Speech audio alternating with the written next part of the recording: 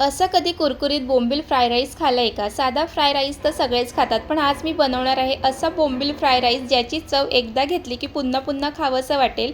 कुरकुरीत तळलेले सुके बोंबील, मस्त फुललेला भात आणि मसाल्याचा परफेक्ट तडका या सगळ्यांचं कॉम्बिनेशन इतकं जबरदस्त लागतं की घरातली सगळे बोट चाटत राहतील. ही रेसिपी बनवायला खूप सोपी आहे आणि चव मात्र हॉटेललाही टक्कर देणारी आहे.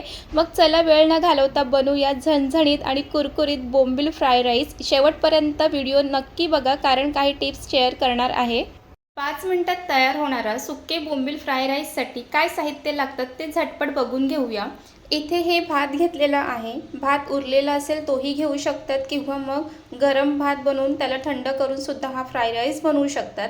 आणि या रेसिपीमधलं सगळ्यात इम्पॉर्टंट म्हणजे हे सुके बोंबील आहेत आणि सुके बोंबील तर आपल्या घरी असतातच आणि सुके बोंबील आहे म्हटलं तर वेगवेगळ्या रेसिपी झाल्याच पाहिजे आणि त्यासाठी अगदी थोडेसे साहित्य लागतात. इथे बारीक चिरून घेतलेला कांदा आहे आणि इथे लसूण आहे, त्याचे बारीक कट करायचे आहे आणि तुम्हाला जितकं तिखट पाहिजे त्याप्रमाणे इथे मिरची वापरायची. इथे मी एक मिरची वापरलेला आहे आणि भरपूर कोथिंबीर घ्यायची आहे. इतक्या साहित्यामध्ये खूपच चवीला भारी असं फ्राय राईस बनून तयार होतो. तर चला मग लगेच रेसिपीला सुरुवात करूया. सर्वात आधी हे जे बोंबील आहेत ते कट करून घ्यायचे आहेत. ते कसे कट करायचे ते दाखवते.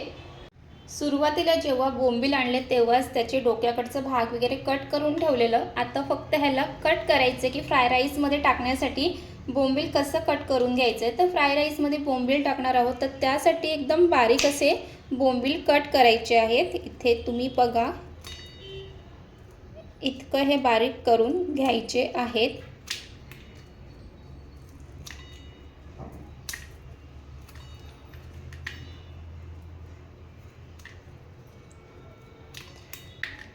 आणि तुम्हाला फ्राय राईसमध्ये जितक्या प्रमाणात जे सुके बोंबील टाकायचं असेल तुम्ही तुमच्या आवडीप्रमाणे टाकू शकता. तर इथे बघा अशा छोट्या साईजमध्ये हे बोंबील कट करून घ्यायचे आहेत. आता त्यानंतर हे स्वच्छ पाण्याने धुवून घेणार आहे. तर इथे बोंबील आहे ते धुवून घेतलेले आहे. सर्वात आधी गॅसवर कढई ठेवून घेते. त्यानंतर ह्यामध्ये तेल घालणार आहे.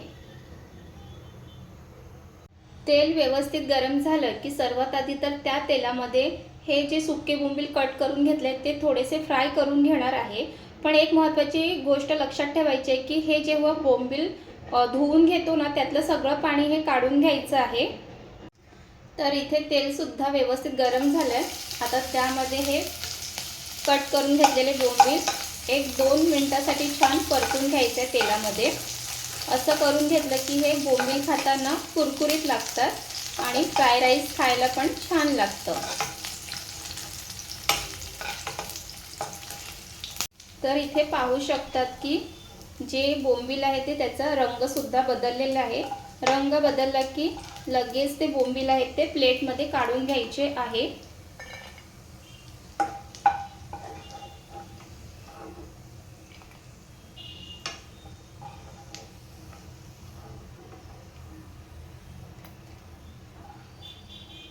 आणि बोंबील बारीक कट केल्यामुळे ते पटकन असे कुरकुरीत होतात आणि त्याचा रंगसुद्धा लगेच बदलतो. त्यानंतर त्यामध्ये घालायचं आहे बारीक करून घेतलेलं लसूण घालायचं आहे आणि यामध्ये बारीक करून लसूण घातलं की फ्राय राईस खाताना ते लसणाचा फ्लेवर खूप छान येतो. त्यामुळे लसूण घालायचं आणि त्यासोबतच हिरव्या मिरच्यासुद्धा घालणार आहे. इथे मी 1 हिरवी मिरची वापरलेली आहे. लसूण आणि मिरची ते सुद्धा तेलामध्ये परतून घ्यायचं आहे. ह्यामध्ये घालणार आहे कांदा. कांदा थोडासा जास्तच घालायचं म्हणजे फ्राय राईस पण छान लागतं. कांदा सुद्धा छान तेलामध्ये परतून घ्यायचं आहे.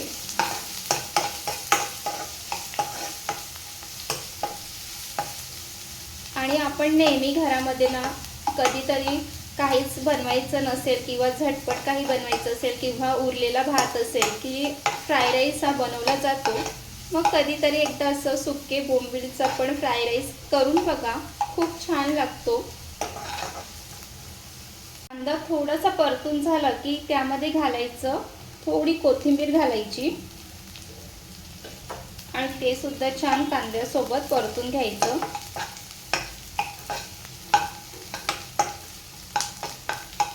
तर इथे तुम्ही पाहू शकता की कांदा व्यवस्थित परतून झालेला आहे। कांदा जास्त सुद्धा परतून घ्यायचा नाही जेव्हा पण फ्राय राईस करतो। त्यानंतर ह्यामध्ये घालणार आहोत थोडेसे मसाले घालायचे आहेत। घालणार आहे चवीप्रमाणे मीठ, हळद, हिरवी मिरची घातलेली आहे। जितकं थोडंसं तिखट पाहिजे तर लाल तिखट घालायचं आहे आणि थोडंसं ह्यामध्ये काश्मीरी मसाला घालणार आहे आणि त्यानंतर ह्यामध्ये घालायचे आहे हा भात।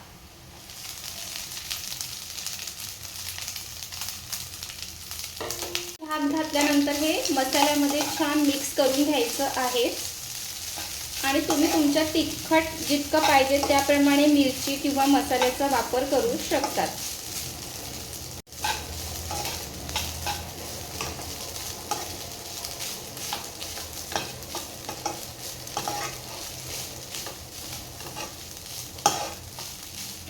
आणि खरं सांगायचं तर उरलेला भाताचाच फ्राय राईस चवीला खूप छान लागतो। तर कधीतरी उरला भात ना की असं डायरेक्ट फ्राय राईस करा आणि ते सुद्धा तुम्हाला नॉनव्हेजमध्ये फ्राय राईस खायचं असेल तर हा ऑप्शन खूप छान आहे।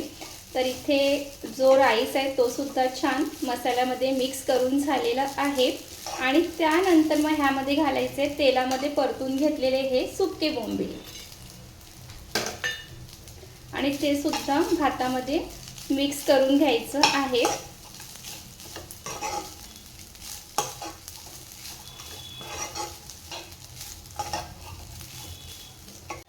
त्यानंतर त्यावरती झाकण झाकून 2 मिनिटं एक छान वाफ काढून घ्यायची आहे। इथे 2 मिनिटं झालेला आहे आणि इथे आपला मस्त सुके बोंबीलचा फ्राय राईस बनून तयार झालेला आहे।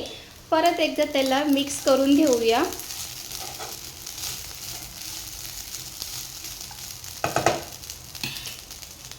शेवटी घालायचं आहे भरपूर हिरवी कोथिंबीर घालायची आहे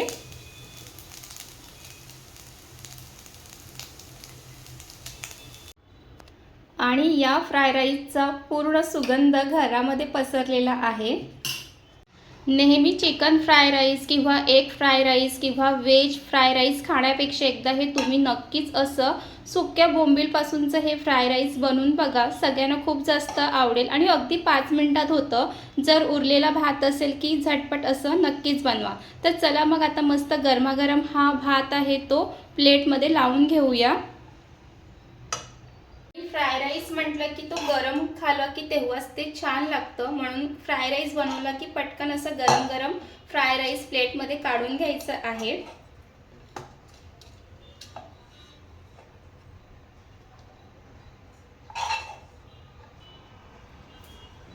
काय मग मंडळी, प्लेटमध्ये कुरकुरीत सुके बोंबीलचा फ्राय राईस बघून तोंडाला पाणी सुटलं ना? सुटणारच, कारण चवीला खूप भारी लागतं आणि तुम्ही सुद्धा सुके बोंबीलचे प्रेमी असाल ना तर ही रेसिपी तुमच्या घरी नक्कीच झाली पाहिजे। आणि बाहेर जाऊन ते फ्राय राईस खाण्यापेक्षा घरी असं झटपट बनवा की आणि सगळ्यांना पण द्या। आणि तुम्ही ही रेसिपी बघून घरी ट्राय करणार आहात का हे नक्कीच मला कमेंटमध्ये सांगा। आणि तुमच्यासाठी इतक्या झटपट सोप्या रेसिपी घेऊन येते आणि तुम्ही एक कमेंट आणि लाईक सबस्क्राईब करायला विसरू नका। चला मग मी सुद्धा हे मस्त गरमागरम कुरकुरीत बोंबीलचं फ्राय राईस खायचा आनंद घेते। तुम्ही सुद्धा नक्की ट्राय करा आणि व्हिडिओ आवडला असेल तर लाईक करा, कमेंट करा, शेअर करा आणि पुन्हा भेटूया एक मस्त रेसिपी ब्लॉग सोबत। तिथपर्यंत मस्त खा, मस्त रहा, बाय बाय।